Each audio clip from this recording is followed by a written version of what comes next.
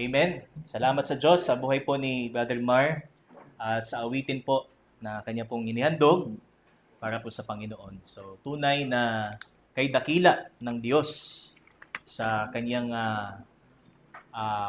paglikha. So, sa lahat ng kanyang ginawa, upang ang lahat ay umiral at kasama po tayo. Amen? Amen. So, hindi tayo evolutionist, So, naniniwala po tayo and we firmly believe that tayo po ay nilikha ng ating Diyos. Kaya nandoon po ang ating pagkamangha sa kapangyarihan, karunungan ng Diyos upang ang nothing ay maging something. So, ang wala ay magkaroon. Ang tao po ay hinulma mula po sa putik, hiningahan, at nagkaroon ng buhay, at ang buhay na ito ay intended para magpuri at bigyang pugay ang Diyos na lumikha sa Kanya, at lalo na nagligtas sa Kanya. Okay? Kaya salamat po sa ating Panginoon. Okay, ngayon po mga kapatid, samahan niyo po ako. So sa ating muli po ay pakikinig ng salita po ng Panginoon. Samahan niyo po akong muli sa aklat ng unang Pedro. So ito po ang ating second part. So last time po or last Sunday, nabanggit ko po na 2-part. Pero ang mangyayari po ngayon mga kapatid ay 3-part.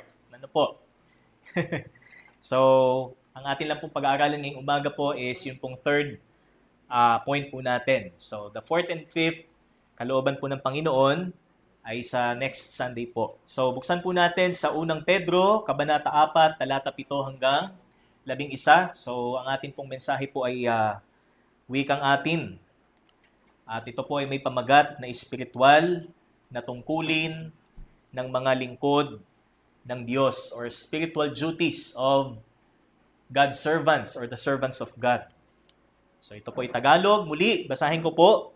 At tayo po ay sandaling tumayo para po sa pagbasa ng salita po ng Panginoon.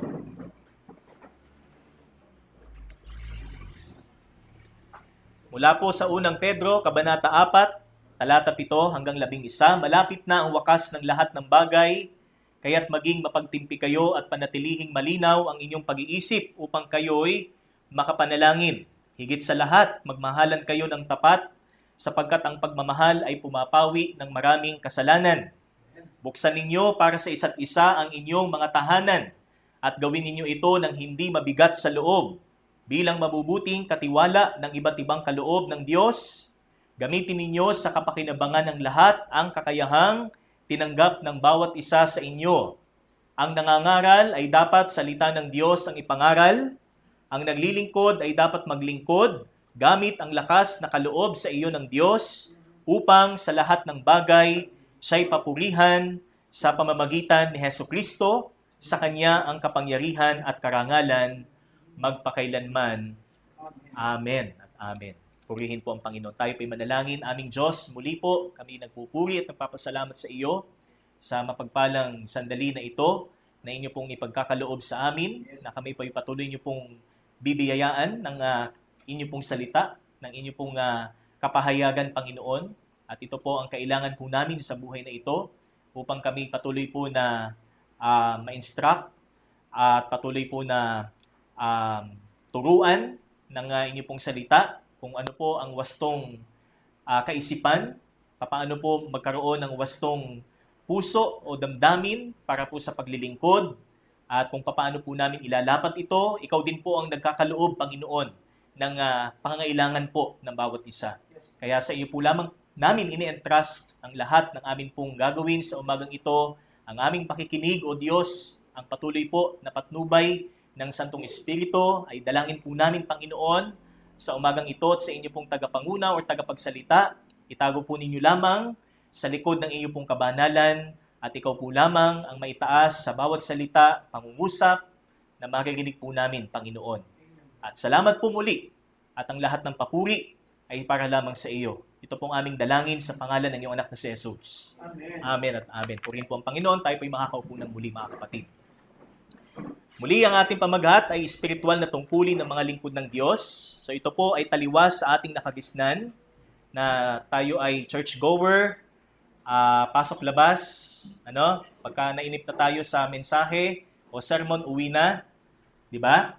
So doon po tayo nagmula, doon po tayo kinuha ng Panginoon. At ngayon, tayo po yung mga tinawag ng Panginoon, tayo po ay mga iniligtas ng Panginoon, at tayo po ay tinatawag ng lingkod ng Panginoon. So hindi po ang lingkod na sinasabi po dito ay kagaya po ng salitang lingkod sa Bisaya.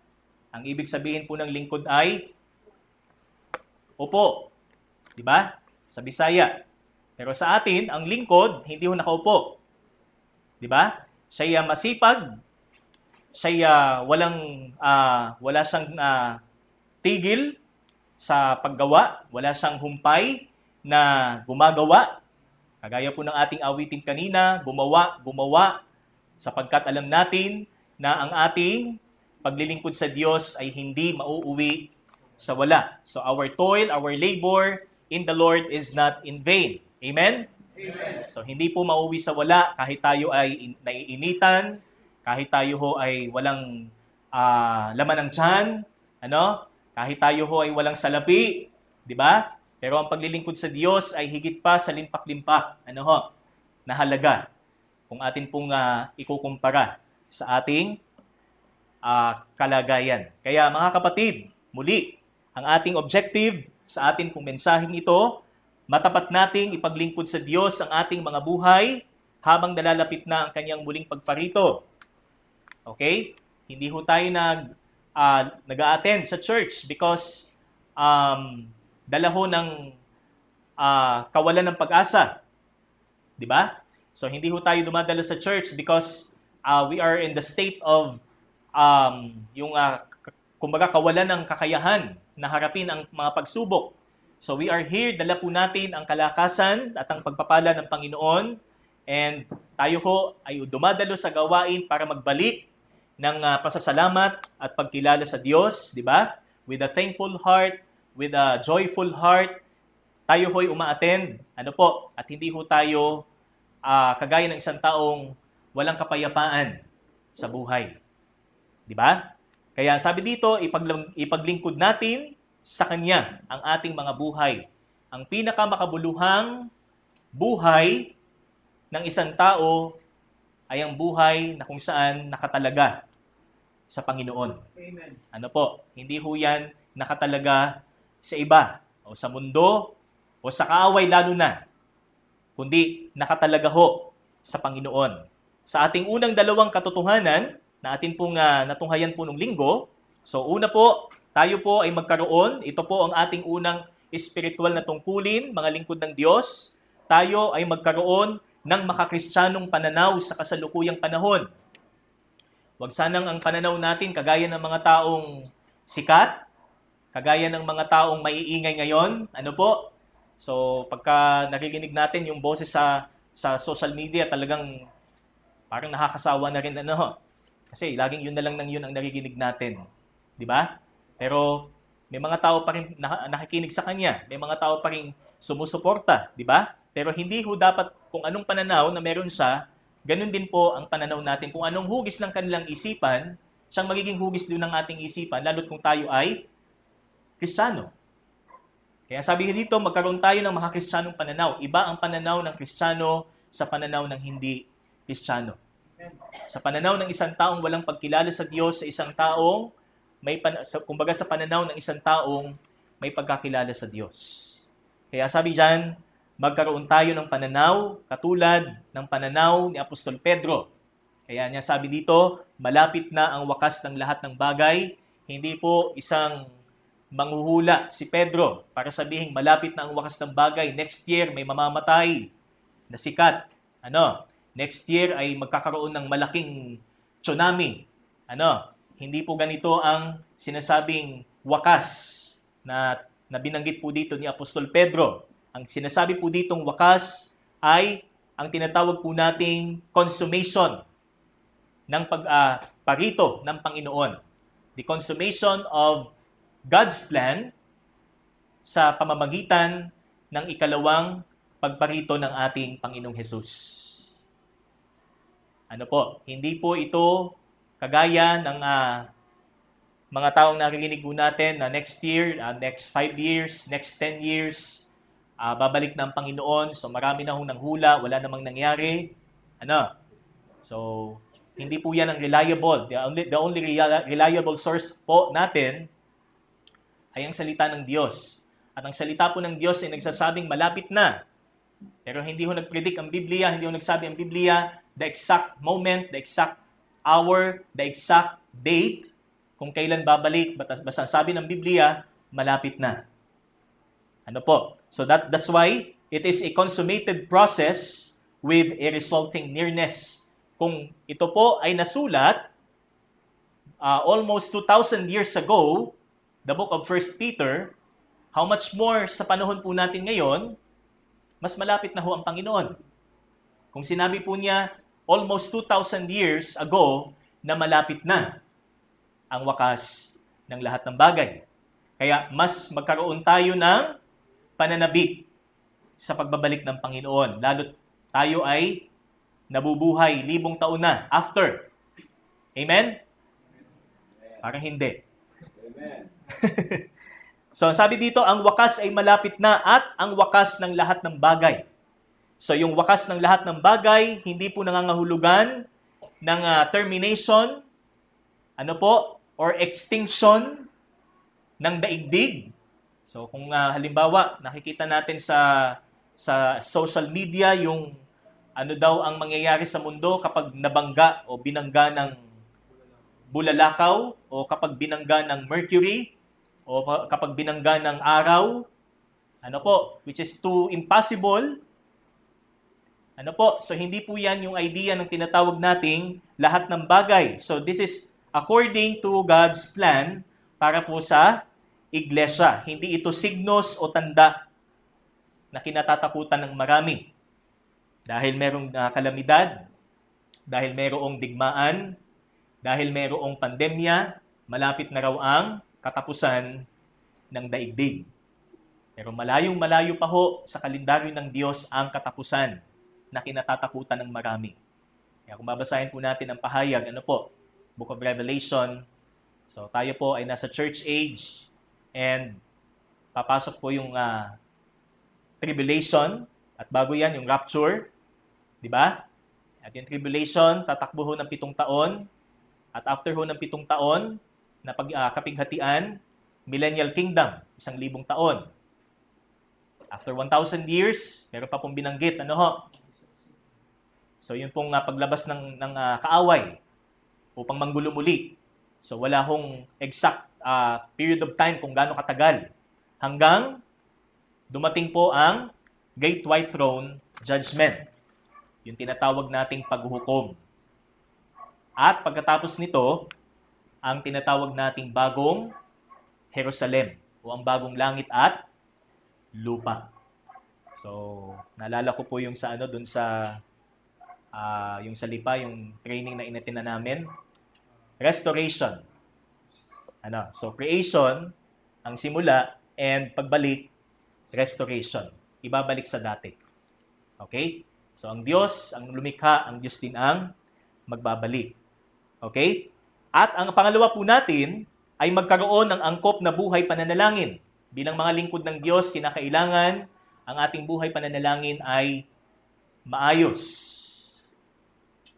Maayos ba ang ating pananalangin sa Panginoon? Tayo ba'y lumalapit lang sa Diyos pagka may problema? Tayo ba'y lumalapit lang sa Diyos pagka may sakit?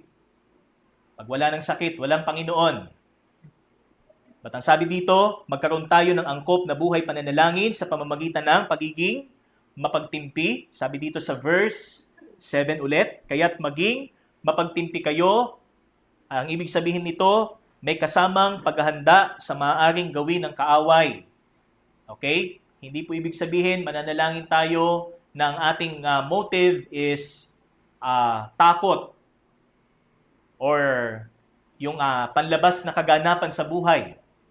Kundi tayo ho ay magkaroon ng kalmadong puso So let us pause for a while at tayo po'y lumapit sa Panginoon na alam natin na kahit tayo ay nasa gitna ng magulong sitwasyon, hindi pa rin ho malayo ang Panginoon sa atin. Kasama pa rin natin siya. Sarili lang ho natin ang nagsasabing siya'y malayo, pero ang totoo, katabi ho natin ng Panginoon. Siya'y kasama po natin. So first is self-control or sober-mindedness. Marunong magpigil ng ating sarili. We are able to take control ng ating sarili at yan po ay kaloob sa atin. Hindi po ito likas sa atin. Mahina po ang ating laman. Mahina po tayo. Kung hindi po dahil sa kaloob ng Diyos, hindi ho natin magagawa ang pagtitimpi o ang pagpipigil sa sarili. Okay? Ikalawa po ay ang pagiging malinaw ang pag-iisip. O maging malinaw ang ating pag-iisip, which means sound judgment. Nangangailangang nasa tamang kondisyon ang ating pag-iisip bago manalangin at hindi dala ng kalituhan o kabalisahan. Bagamat ang ating laman ay nababalisa at nalilito, but our God is a God of order, not a God of confusion.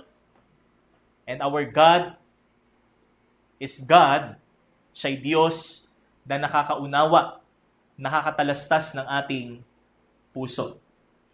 So first, brothers and sisters, sa ating dalawang puntos na ito, makikita natin ang bahaging ulo. So this is the head part. So ngayon, ang pupuntahan naman po natin is the heart.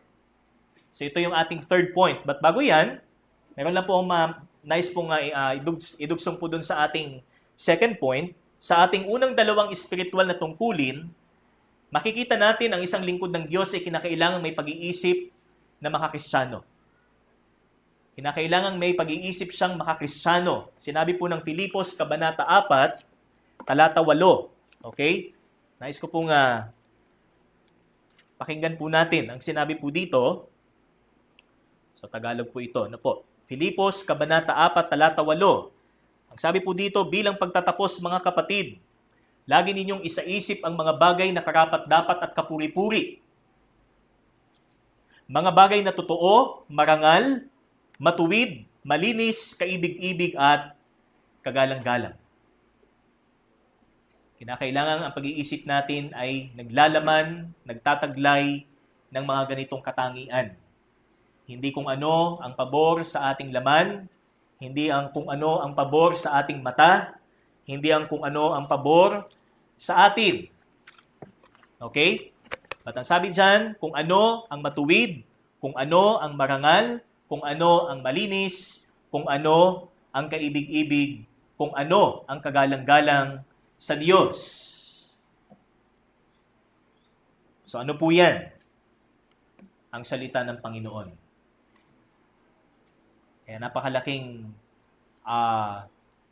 importansya ng salita ng Panginoon sa ating kaisipan kaysa salita ng mga taong maiingay sa ating mundo.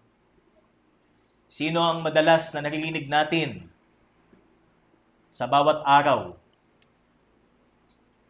Sino? Pagtanghali. Sino ang kaninong boses ang naririnig natin?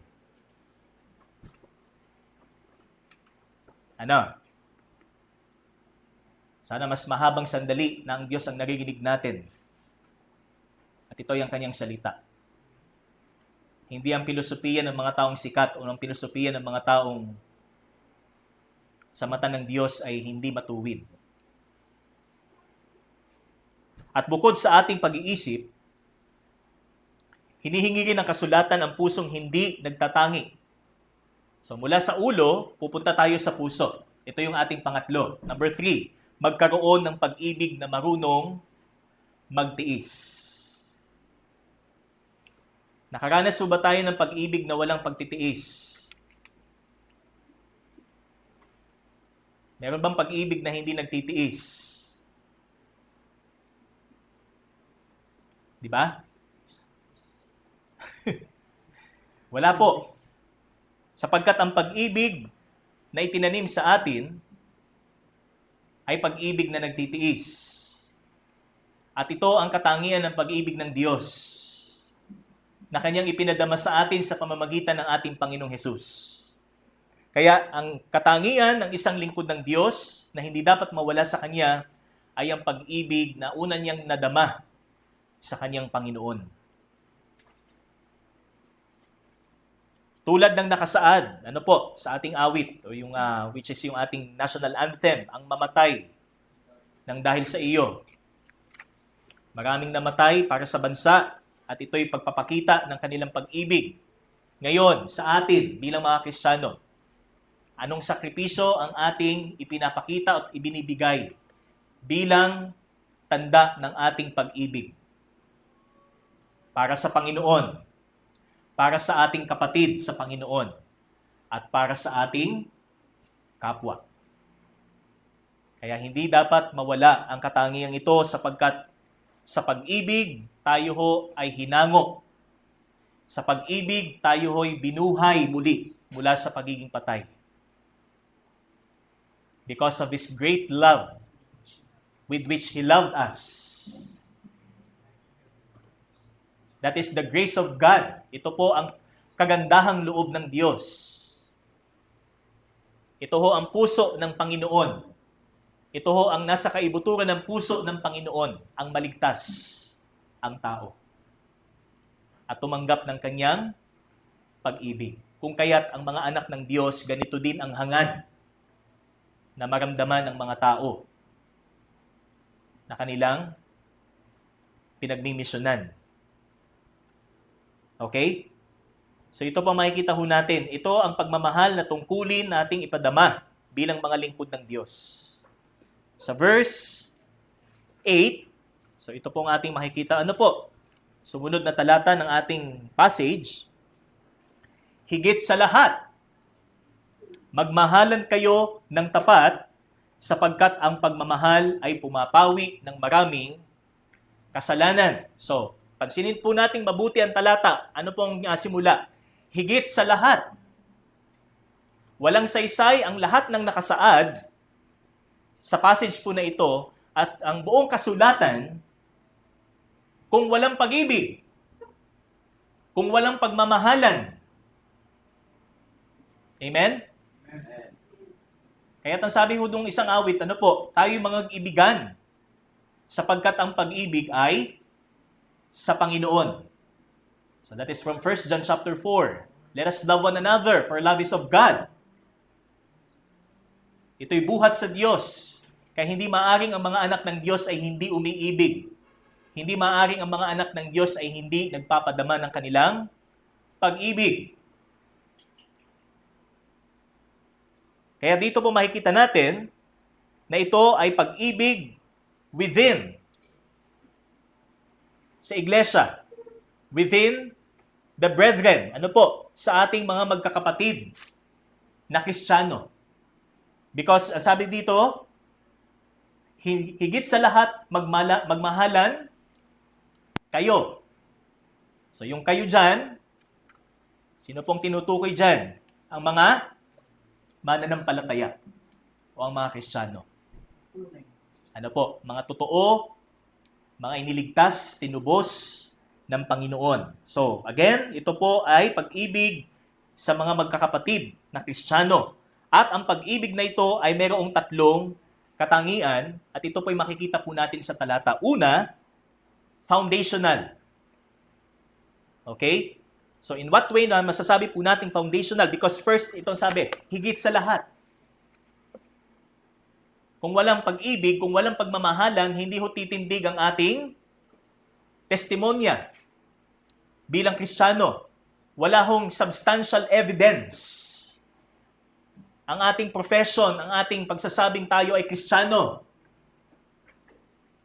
Mga kapatid, kaya sabi dito, higit sa lahat, nangangahulugan na tayo magmahalan sapagkat ang ating Diyos ay Diyos na mapagmahal. Our God is love. Hindi lang siya umiibig na Diyos, siya'y pag-ibig. Ito ang kanyang katangian.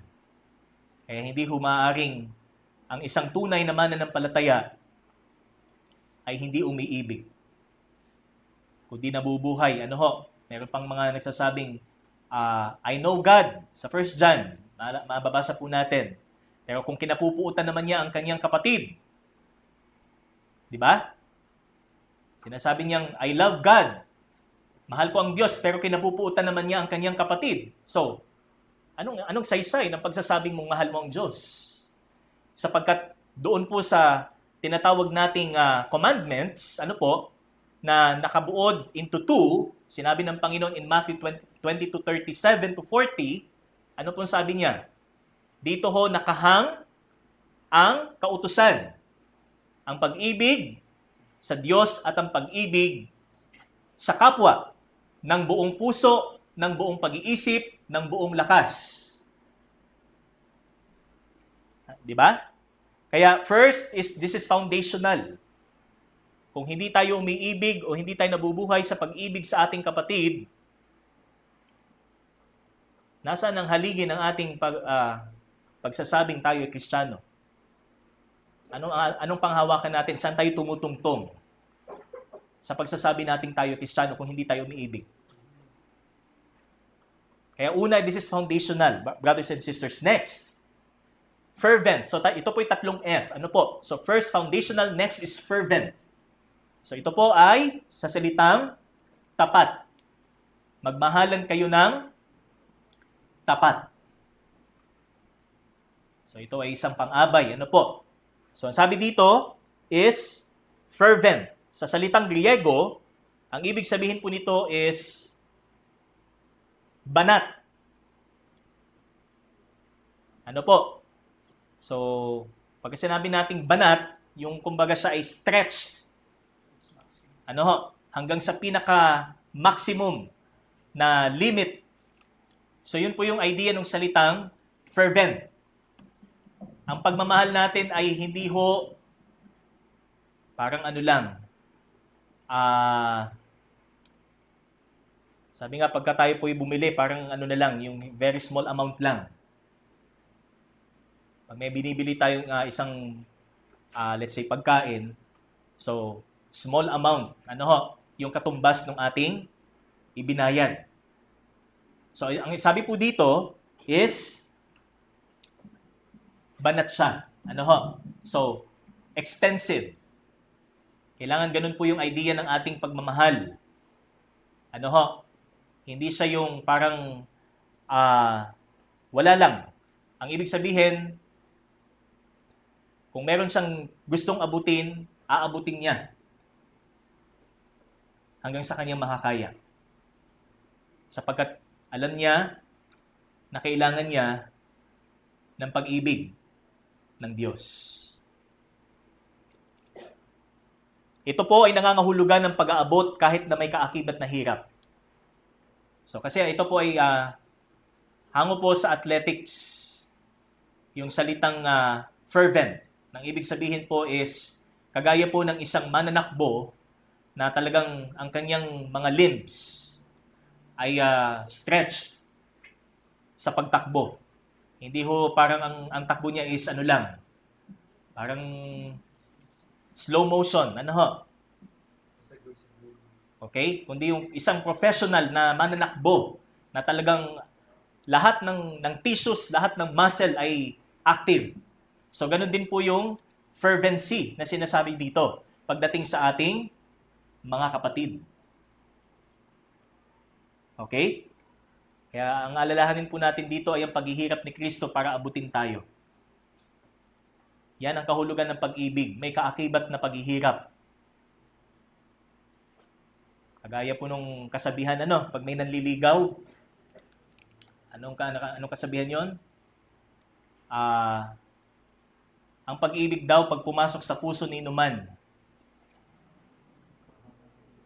Yun, sunod? Hahamakin ang lahat, masunod ka lamang. 5 years. 10 years. Hahamakin ang lahat, masunod ka lamang. So, ganun din po sa ating mga kapatid. Hahamakin ang lahat. Pero hindi naman yung paghamak na negative. Sabihin, handa mong harapin ang lahat para maabot mo ang iyong kapatid. Susuungin ng lahat. Sabi nga, kaya mong tawirin ang 7 bundok, ang 10 ilog. Maabot mo lang ang iyong minamahal na kapatid sa Panginoon. Okay? So that is the word fervent. And number 3, forgiving. So ano po yung forgiving dito? Basahin po muli natin. Higit sa lahat, magmahalan kayo ng tapat sapagkat ang pagmamahal ay pumapawi ng maraming kasalanan. So ito po ang katangian ng mga lingkod ng Diyos. Hindi siya gumaganti ng masama. Kung may ginawang kasalanan, halimbawa ang kanyang kapatid sa kanya, hindi niya ginagantihan ng masama. Sa halip, ano pong sabi dito? Pagmamahal, sapagkat ito ay pumapawi ng maraming kasalanan. So ano po yung ibig sabihin nito? Ibig sabihin po, ito'y nangangahulugan, okay, ng hindi pagiging mapagtanim. So hindi tayo nagtatanim ng anuman sa ating kapatid. Kung may nagawa man siya sa atin, hindi ito ang defining element para mahalin natin siya o hindi. But dahil siya'y kapatid natin, but dahil siya isa Panginoon, at tayo sa Panginoon din, umaabot tayo. At hindi rin ito sapilitan sa paggawa ng mabuti, kundi ito ay ang pagiging mapagpatawad at umuunawa sa kapatid. So ito po yung pag-ibig. Kaya hindi siya sentimental, kundi ito po ay sacrificial. Again, hindi po ito sentimental. Ay, makatabi nga din sa aking kapatid, ang daming alahas. Ang daming suot. Kita ko, galing Saudi pa. Tapos ayaw mo namang makatabi yung isa na wala namang kaala-alahas. So, hindi po ganon. Kaya doon sa Book of James, mababasa din po natin yan. That is the test of love. Wala tayong pagtatangi sa ating kapatid. Ano man ang meron siya, ano man ang buhay niya, siya'y kapatid natin. At ang pag-ibig ay ating ipadama sa kanya. So, ito pong ating makikita, sa Aklat ng Kawikaan, bilang cross-reference po natin sa Kawikaan 10:12.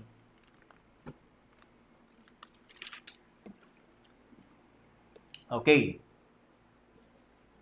Sari-saring kaguluhan ang bunga ng kapuutan, ngunit ang pag-ibig ay pumapawi sa lahat ng kasalanan. Ano ang idinudulot ng kapuutan? Ayon po sa Kawikaan. Kaguluhan, pagkasira ng relasyon. Kaya hindi ho totoong isang Kristiyano na halimbawa, mas gusto niyang may kaguluhan sa loob kaysa yung wala. Mas gusto niyang may may mga pagtatalo. Mas gusto niya yung parang, kung mahilig kayo kung mahilig po tayo sa isang pelikula, na bugbugan, halimbawa action films, ang gusto niyo ay barilan, ang gusto niyo ay saksakan, So hindi ho yan puso ng isang Kristiyano na gusto niya sa church din sana ganito.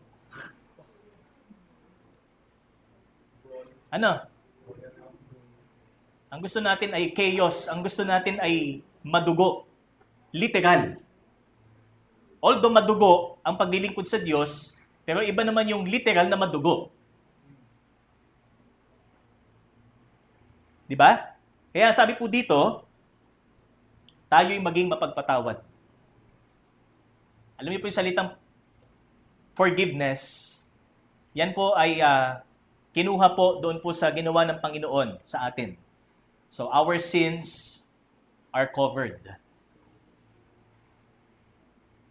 Although, nagkasala tayo sa Panginoon, sa kanyang pagliligtas, ano pong ginawa niya?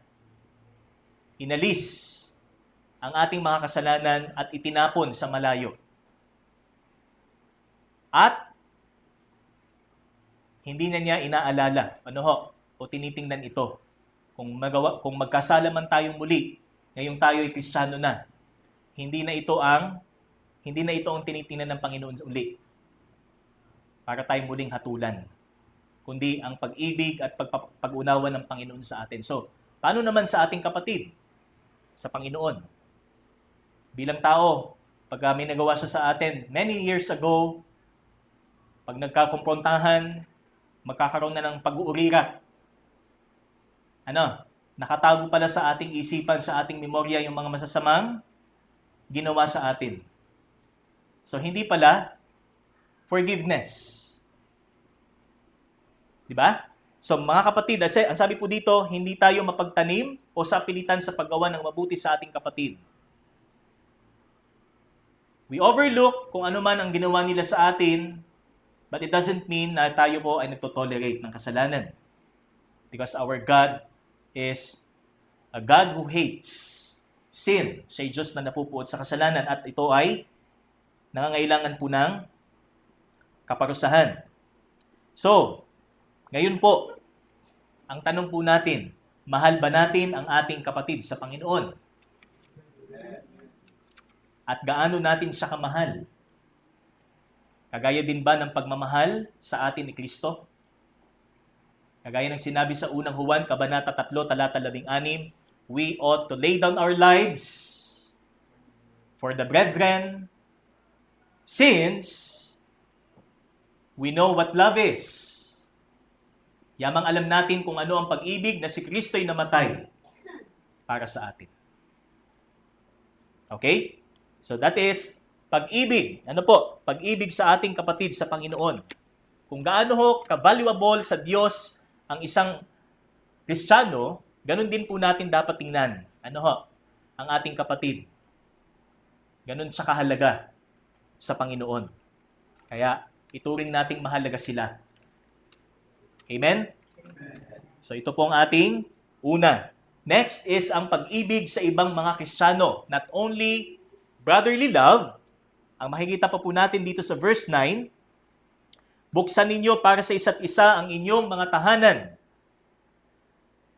At gawin ninyo ito ng hindi mabigat sa loob. So sa English, ang mabasa natin diyan is hospitality. At kung titingnan po natin sa original, ang ibig sabihin niyan is pagmamahal sa mga estranghero. So that is love of strangers, philoxenos. That's why pag-ibig sa ibang mga Kristiyano, ito ay nangangahulugan ng pagiging mapagtanggap at bukas palad sa iba pang mga lingkod ng Diyos. Kasi ito po mga kapatid, meron po tayong tinatawag na inner circle and outer circle ng believers. Kasi sa konteksto, ito po ay para sa mga mananampalataya.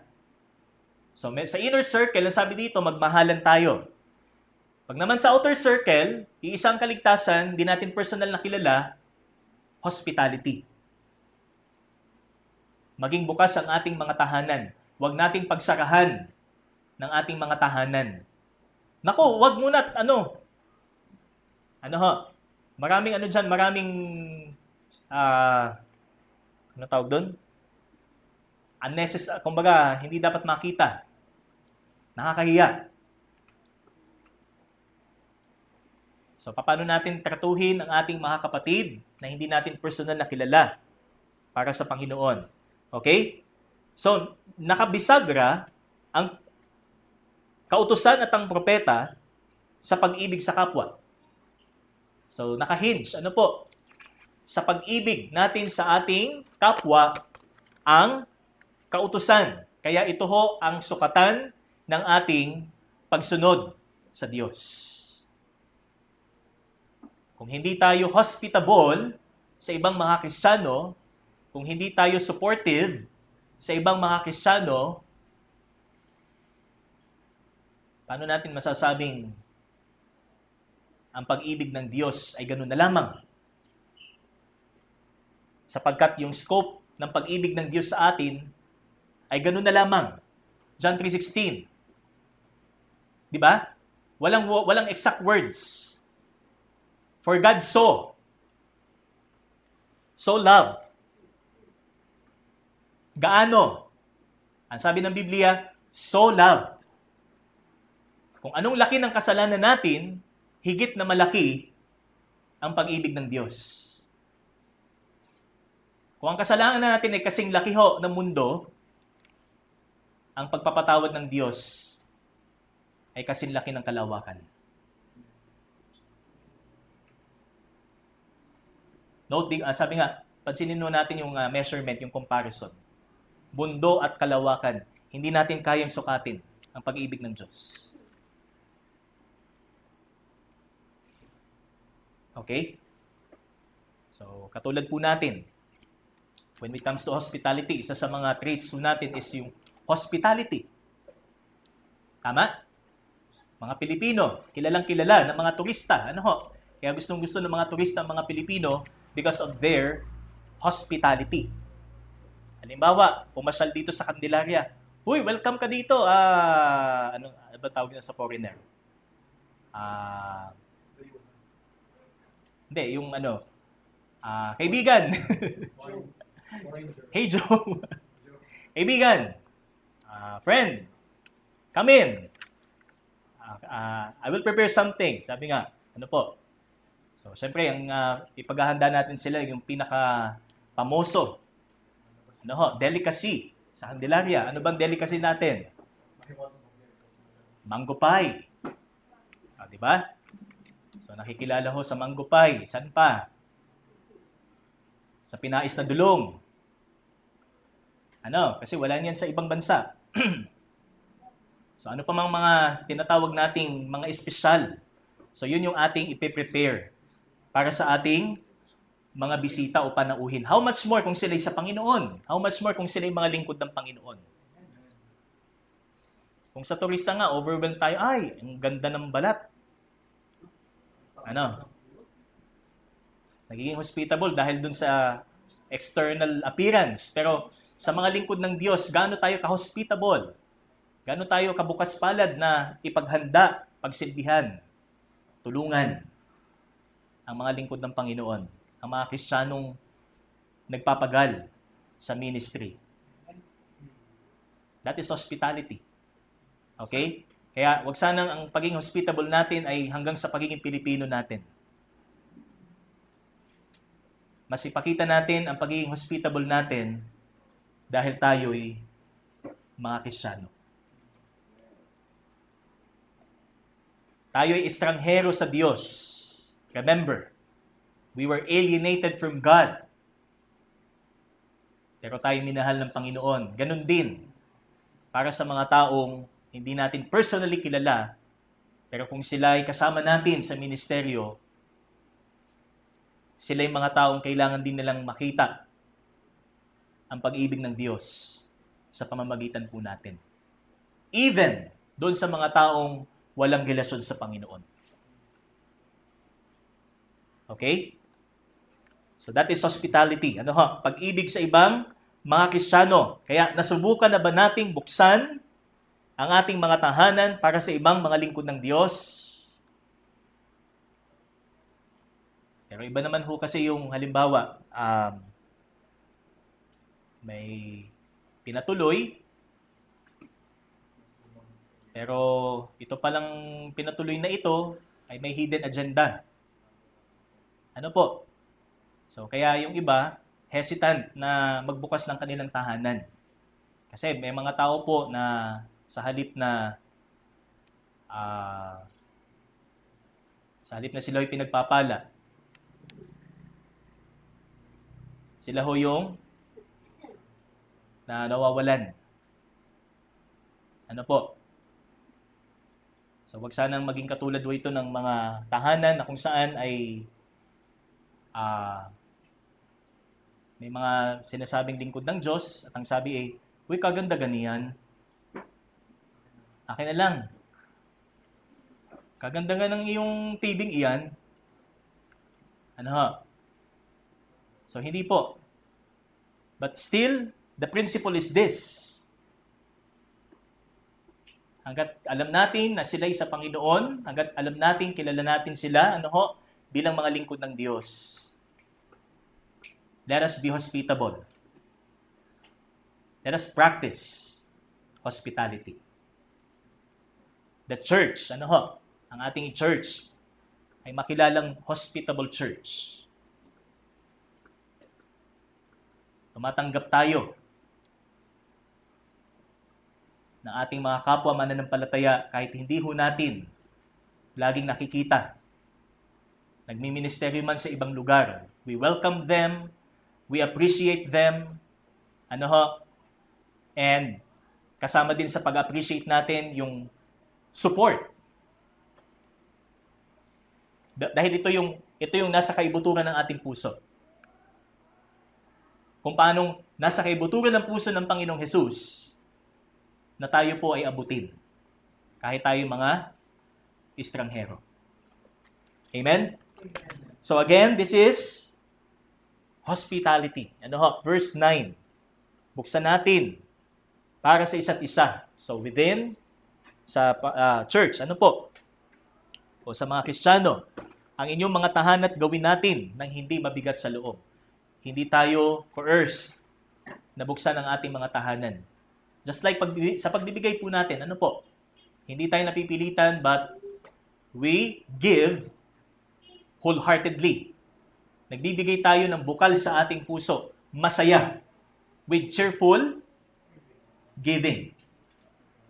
Okay? Ganun din po sa hospitality. Hindi tayo napipilitan at hindi mabigat sa ating kalooban. Okay? So that is our third, magkaroon ng pag-ibig na marunong magtiis. Hindi lang tayo umiibig, kundi pag-ibig na marunong magtiis, pag-ibig na marunong umunawa, pag-ibig na patuloy na umaabot. Okay? So that is the third, na kung saan sinabi po dito sa talata, above all, higit sa lahat. Kaya, hindi natin masabi na kaya siya nasa gitna.